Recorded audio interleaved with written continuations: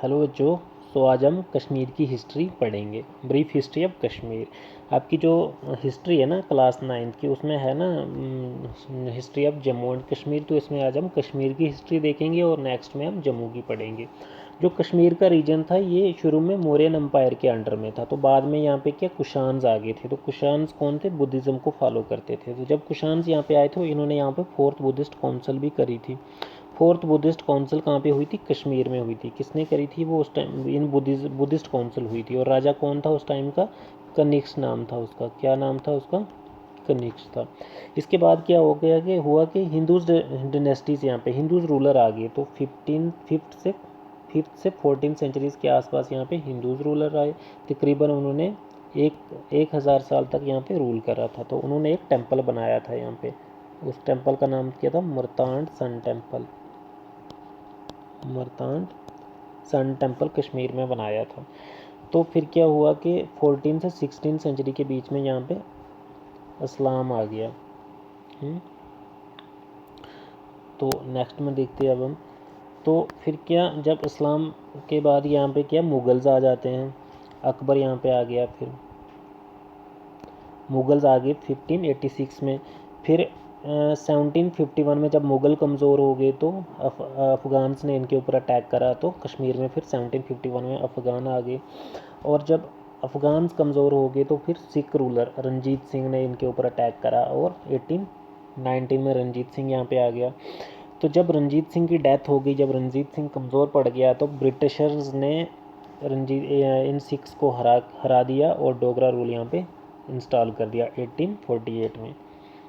जो ये डोगरा रूलर्स थे ये जम्मू के एरिया में रूल करते थे। तो इनको ये कश्मीर अब इन्हें दे दिया, इन ब्रिटिशर्स ने। किसे दे दिया? महाराजा गुलाब सिंह को दे दिया। और इसके लिए 75 लाख दिए थे महाराजा गुलाब सिंह ने इन्हें। तो नेक्स्ट देखते हैं अब हम। तो ये दिख रहा है ना, ये हैं हरी सिंह और ये हैं शेख अब्दुल्ला। अब इनके बीच में क्या, जब इंडिपेंडेंस हुई, इंडिया आज़ाद हो गया, तो जो महाराजा हरी सिंह थे ना ये न्यूट्रल रहना चाहते थे। ये ना इंडिया के साथ जाना चाहते थे और ना पाकिस्तान के साथ जाना चाहते थे। ये जो कश्मीर था ना, कश्मीर को एशिया का स्विट्ज़रलैंड बनाना चाहते थे। मतलब आज़ाद रहना चाहते थे। और जो शेख अब्दुल्ला थे ना, ये फाउंडर थे किसके? नेशनल कॉन्फ्रेंस पार्टी के फाउंडर थे। इन्होंने 1931 में इस पार्टी के फाउंडर थे। और 1931 से ये इस चीज़ की डिमांड कर रहे थे कि सेल्फ रूल की, डेमोक्रेसी की डिमांड कर रहे थे। ये कौन डिमांड कर रहा था? शेख अब्दुल्ला। तो जब 1947 में इवेंट हुआ, क्या इवेंट होता है कि जब इंडिया इंडिपेंडेंट हो गया तो जिन्ना जो थे ना उन्होंने एक 2 नेशंस थ्योरी बनाई थी। मतलब उसके आधार पे डिवीज़न हुआ था। तो अब वो कहते थे, जिन्ना का ये मानना था कि मुस्लिम जो है, मुस्लिम मेजॉरिटी कश्मीर में कितनी 77% है, तो उन्हें क्या पाकिस्तान ज्वाइन करना चाहिए। लेकिन महाराजा ना पाकिस्तान जाना चाहते थे और ना इंडिया में रहना चाहते थे। उन्होंने क्या स्टैंड स्टिल एग्रीमेंट साइन करा था। स्टैंड स्टिल एग्रीमेंट मतलब कि हम आप स्टेटस क्यो मेंटेन रखेंगे। मतलब हम पाकिस्तान के साथ ट्रेड वगैरह करेंगे, जो भी करेंगे हम पाकिस्तान के साथ भी करेंगे और भारत के साथ भी करेंगे। पाकिस्तान के साथ उन्होंने साइन कर दिया था लेकिन भारत के साथ अभी साइन नहीं कर पाए थे वो। तो अभी साइन करना ही था। तो क्या होता है कि वहाँ पे पुंछ में रिवेलियन शुरू हो जाती है। जो महाराजा की आर्मी थी ना, तो उस आर्मी ने कहीं वहाँ के जो लोकल्स थे उनके ऊपर गोलियाँ चला दी और वहाँ पे वायलेंस शुरू हो गया। और इसी का फ़ायदा उठाते हुए पाकिस्तान ने अपने फाइटर्स कश्मीर में भेज दिए। कब? 22 अक्टूबर 1947 में यहाँ पे अपने फाइटर्स भेज दिए और लड़ाई शुरू हो गई। तो महाराजा हरी सिंह ने क्या इंडिया से हेल्प मांगी, इंडियन गवर्नमेंट से क्या हेल्प मांगी कि हमें आप मिलिट्री दे दो। लेकिन इंडिया की गवर्नमेंट ने बोला कि हम तो मिलिट्री आपको तभी देंगे जब आप इंडिया के साथ जुड़ोगे। तो उन्होंने क्या करा, तब इंस्ट्रूमेंट ऑफ एक्सेशन साइन करते हैं महाराजा हरी सिंह। कब करते हैं? 26 अक्टूबर 1947 को।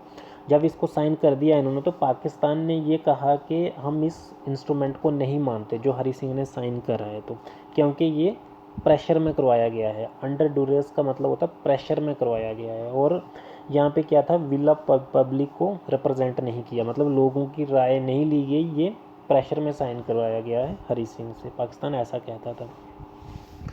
लेकिन जो एक्सेशंस था ये प्रोविंशनल यूनिट, मतलब एक टेम्परेरी था। कब तक था कि जब यहाँ पे अगर सिचुएशन से ठीक हो जाती है तो शायद बाद में इधर इलेक्शन करवाया जाए, और इलेक्शन के बाद यहाँ पे इनकी अपनी असेंबली वगैरह होगी, तो ये बातें हुई थी। लेकिन प्लेबिसाइड की बात नहीं हुई थी इस टाइम भी। तो शेख अब्दुल्ला जो थे उन्होंने भी इस चीज़ को माना था, एंड्रोस किया था, माना था इस चीज़ को उन्होंने।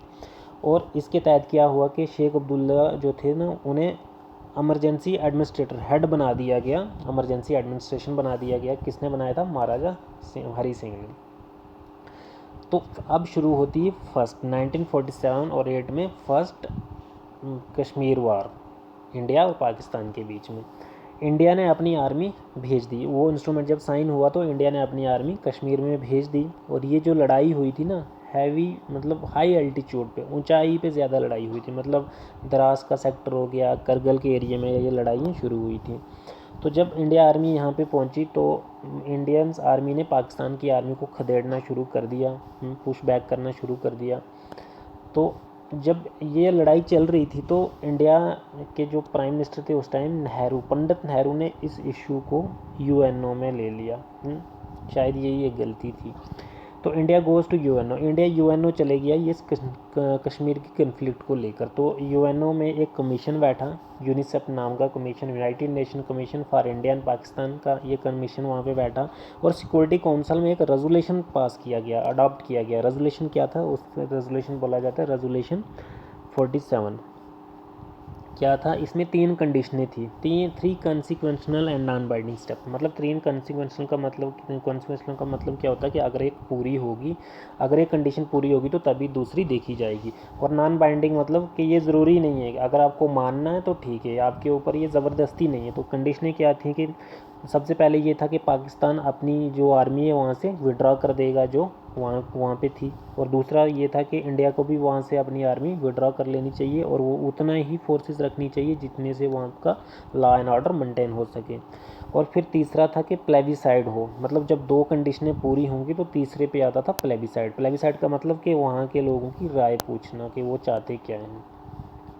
तो ऐसा क्या हुआ कि ना तो पाकिस्तान ने तो अपनी आर्मी विड्रॉ ही नहीं करी, ना इंडिया ने विड्रॉ की, ना पाकिस्तान ने विड्रॉ की। उनका कहना था कि अगर हम, पाकिस्तान कहता है कि अगर हम अपनी आर्मी विड्रॉ कर लेंगे तो भारत कब्जा कर लेगा, तो भारत कहता है कि हम विड्रॉ कर लेंगे तो पाकिस्तान कब्जा कर लेगा। तो वहाँ पे क्या हो गया? सीज़ फायर हो गया। मतलब सीज़ फायर का मतलब क्या हो गया कि गोलीबारी रोक ली गई और उसे क्या बना दिया? लाइन ऑफ कंट्रोल बन गई जी वो। अब फिर आता है आर्टिकल 370। इसका क्या हुआ कि आर्टिकल 370 जो था, इसके तहत जो ये थे ना, शेख अब्दुल्ला को पीएम बना दिया कश्मीर का।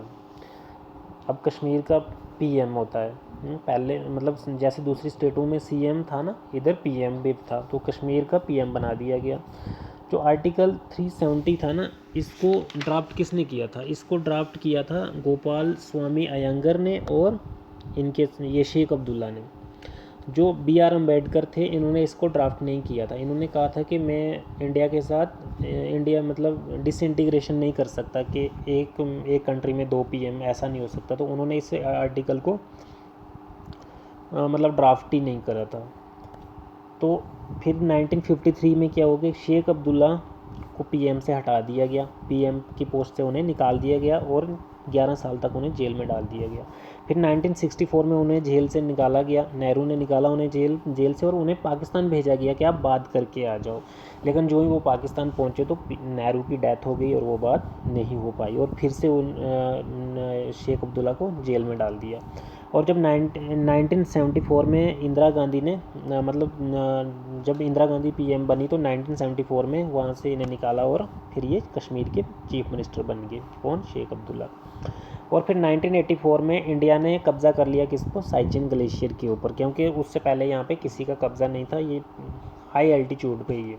तो इंडिया ने वहाँ पे कब्ज़ा कर लिया 1984 में। फिर आता है मिलिटेंसी का टाइम 1990s में। क्या हुआ था कि 1987 में असेंबली इलेक्शन हुए थे, लेकिन उन असेंबली इलेक्शन में इतनी धांधली हुई थी, इतनी गड़बड़ी हुई थी, NC और जो ये एनसी और नेशनल कॉन्फ्रेंस और इंडियन नेशनल कांग्रेस ने शायद धांधली, इतनी ज़्यादा धांधली हुई थी उन इलेक्शनों में, तो वहाँ पे क्या प्रोटेस्ट शुरू हो गए थे। लोग प्रोटेस्ट कर रहे थे और इसी प्रोटेस्ट का फ़ायदा लेते हुए पाकिस्तान ने अपने कुछ मुजाहिदीन वगैरह वहाँ पे भेजे और इन प्रोटेस्ट को किससे जोड़ दिया, इंडिपेंडेंस ऑफ कश्मीर की आज़ादी के साथ जोड़ दिया। और जो वहाँ की सरकार थी उसने इस्तीफ़ा दे दिया था। जो ये सरकार बनी थी 1987 में जो सरकार बनी थी उसने इस्तीफ़ा दे दिया था। इस्तीफ़ा क्यों दिया था कि इंडियन गवर्नमेंट ने वहाँ पे एक गवर्नर भेजा था। गवर्नर कौन था, जगमोहन। तो ये सरकार डिमांड कर रही थी कि हमें ये गवर्नर नहीं चाहिए, अगर ये गवर्नर आप कश्मीर में भेजोगे तो हम इस्तीफ़ा दे देंगे। तो इसीलिए वहाँ की उस टाइम की सरकार ने वहाँ पे इस्तीफ़ा दे दिया था।